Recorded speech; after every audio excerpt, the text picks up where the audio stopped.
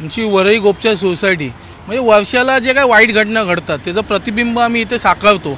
आज बॅडमॅन आहे जे या वर्षामध्ये जे काही लोकशाहीच्या विरोधात जे राजकीय घडामोडी झाल्या त्याचं या ठिकाणी आम्ही प्रतिबिंब साकारलं आहे बॅडमॅनच्या रूपामध्ये।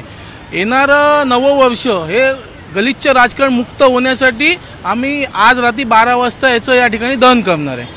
आज तुम्ही बघत असाल आता जे आर्ट्सच्या स्टुडंटनी या ठिकाणी व्यंगचित्र रेखाटले आणि त्याच्यातूनच एक मेसेज दिला आहे।